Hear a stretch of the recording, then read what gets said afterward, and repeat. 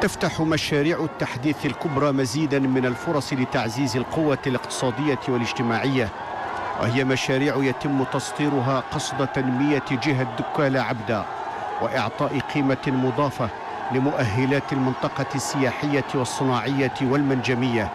مشروع الطريق السيار الجديد آسفي بطول 143 كيلومتر يخلق دينامية حقيقية لفائدة المناطق التي يعبرها هذا الإنجاز الهام.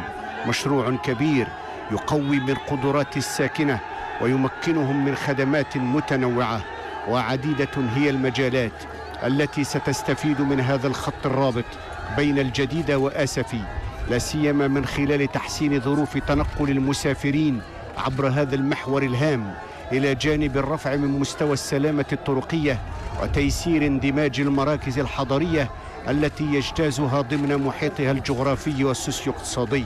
وسيعمل هذا الطريق السيار على انخراط المنطقة بشكل أساسي في مقاربة اندماجية تكاملية تترابط آلياتها، تتواصل مواقعها وعملياتها في إطار تصور متوازن متناسق، ويركز التوجه الملكي باستمرار على تمتيع كل المناطق والجهات من نصيبها في المشاريع وبرامج التنمية والتطور.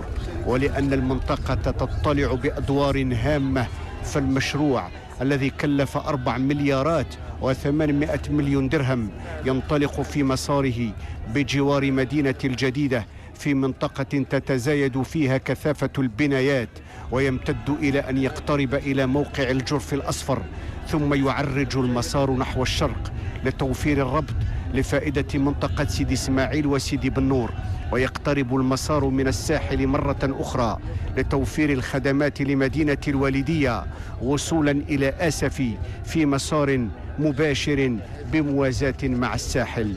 ينقسم المشروع إلى 4 مقاطع. مقطع الجديدة الجرف الأصفر ينجز بتكلفة 668 مليون درهم.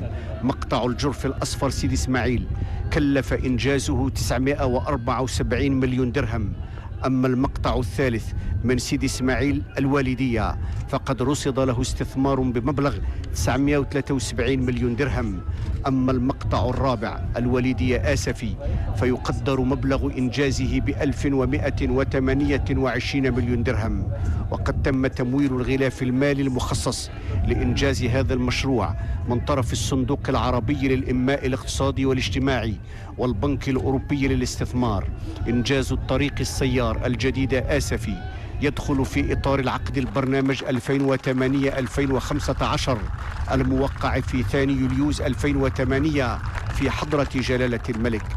ويهم هذا البرنامج تشييد طرق سيارة بطول 384 كيلومتر تضم الطريق المداري الرباط سلا، والطريق السيار برشيد بن ملال، والطريق السيار الجديد آسفي، والطريق السيار الدار البيضاء برشيد عبر تطبليل. إنجاز يوطد ما تحقق من تجهيزات في شبكة الطرق السيارة ضمن برنامج كبير تتعدد أقطابه وتتنوع مساراته، ولأن الشأن الاقتصادي يعتبر من الأولويات، ولأن الجهود تبذل حثيثة للقيام بما يلزم من إصلاحات وتغييرات لتنمية الاقتصاد وجعله متناغما مع التطورات الاقتصادية والعالمية. فالعمل على قدم وساق لتحديث وعصرنة هذا المرفق وإعادة هيكلته وتنويع خدماته. كل هذه المبادرات تعكس بوضوح الاهتمام البالغ الذي يوليه جلالة الملك للبنية التحتية الحديثة من الطرق السيارة، باعتبارها شريان تطوير سلاسل الإنتاج وصولا إلى الهدف الأمثل في تنمية شاملة.